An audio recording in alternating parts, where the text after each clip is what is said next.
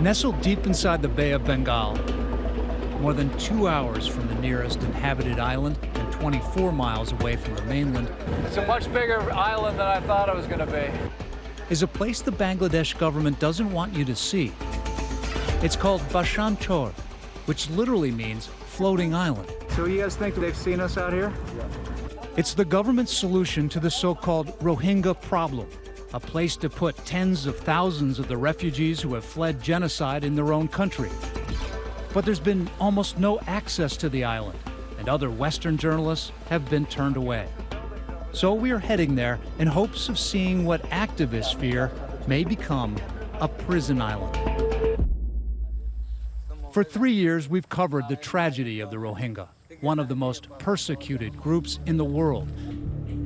An ethnic Muslim minority, they have been targeted by the Buddhist military in their home country of Myanmar. There have been gang rapes, the torching of hundreds of villages, enslavement, and the killings of children, some before the eyes of their own parents. Over 10,000 people have died in what a recent UN report has called a textbook ethnic cleansing. These atrocities finally called out by the U.S. House of Representatives. The United States has a moral obligation to call these crimes genocide. Aung San Suu Kyi, Myanmar's de facto leader and Nobel Peace Prize laureate, has widely fallen from grace for her failure to condemn the violence in her country.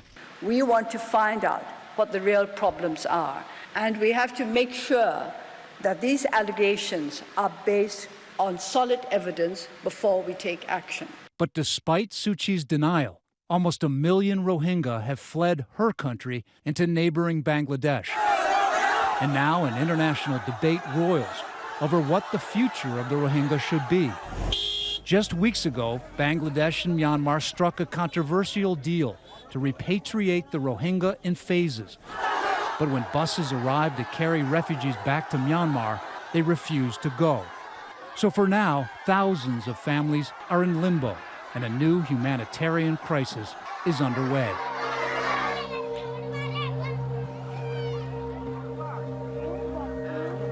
Here in Bangladesh, they're spread out between 32 different makeshift camps. It is not a beautiful place to be, but they know it's a lot safer than it would have been if they just stayed in Myanmar. Everywhere, there are reminders that this new life is tenuous, temporary. The rows of bamboo huts, their roofs thatched with aid-group tarps. Nur Alam lives with his family in the Unchiprang refugee camp. The memory of being tortured in Myanmar is forever seared in his brain. The plan to repatriate worries him. He says it's too dangerous until they're granted full citizenship and are allowed to safely practice Islam. He says he would rather kill himself than go back now. But as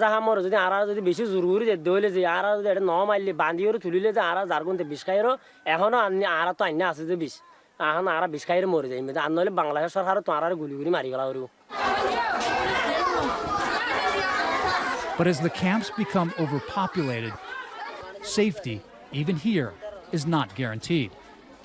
Even for those who get out of Myanmar and get here to Bangladesh, to these camps, there's plenty of danger. In fact, there are more rapes in these camps. Here in this bare-bones women's clinic, Dr. Sadia Afroz has cared for many women like this one, who fled danger in Myanmar only to be raped by a man inside her own camp. Overwhelmed by shame, she came here for an abortion and support. We save their life by giving the counseling and giving the psychosocial support. Have you saved a lot of lives? Yeah, definitely. Yeah. Here, they've also delivered hundreds of babies. The World Health Organization is expecting 60,000 children to be born in the camps just this year. For children, whether born or brought here, now this is their life. So tell me what we see here. So what is this, first of all? This is the waiting area. You come inside the center. Yeah. You wait here for your turn. To do what? To get ready to use therapeutic food and to get the hot milk. Mahmood Patwari is an aid worker for Action Against Hunger, an international NGO. This is a center to treat severely acute malnourished children. Their little arms are measured to screen for being chronically underfed. So the tip, if it is in the red portion, that means severely malnourished. Perhaps even more disheartening than the damage to their little bodies is the incalculable toll this trauma takes on the spirit of a child. Oh, there's tears. Yeah, tears, yeah. Oh, so there's a picture they took originally of their mom or somebody crying. Yeah, maybe somebody very close to them. Their therapy, these crayons. Grief etched in every stroke.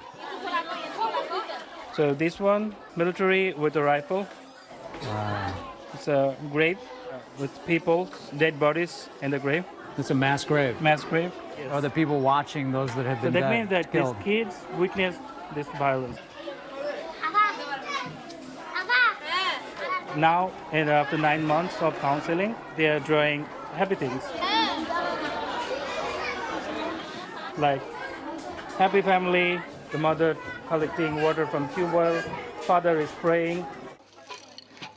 These 6 little children live in this tent with their mother and father, but the memory of horrors left behind is still fresh. He shows us where he was stabbed by the military of Myanmar, also known as Burma. Do you still have nightmares about what you went through over there in Myanmar?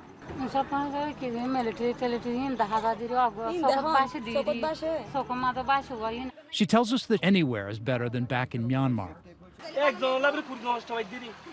But it's clear that not everyone agrees. In the middle of our conversation, a neighbor, Class Ahmad, starts to yell at her. There's no future for us here, he says.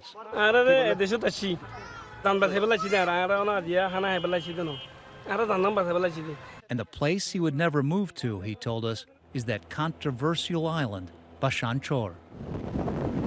So without seeking permission from the government, we made our way through the Bay of Bengal. The island is so isolated, it would be very difficult for the world to know what is happening to the Rohingya.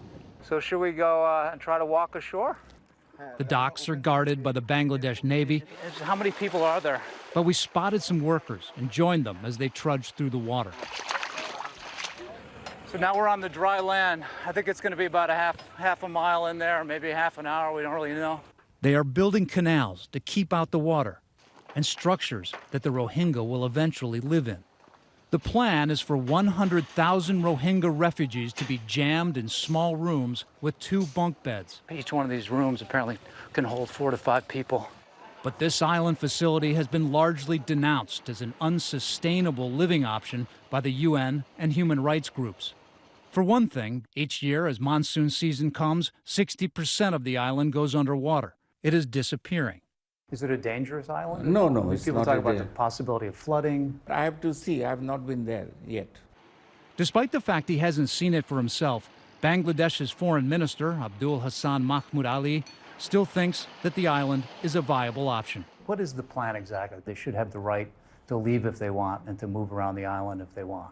Would that be the plan? I mean, it's not a prison or anything like that.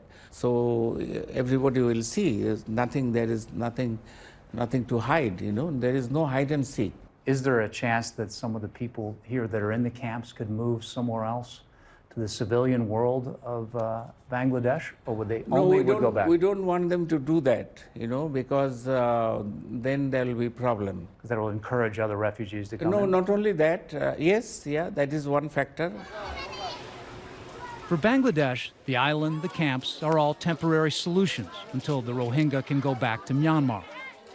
But investigations reveal that some of the Rohingya villages the Myanmar military torched have already been resettled with Buddhist residents, making it almost certain that even if the Rohingya wanted to go back, there would be no homes to return to.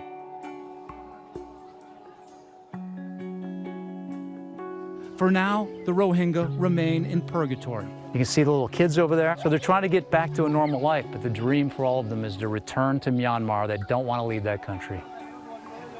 The home that doesn't want them. but is theirs all the same.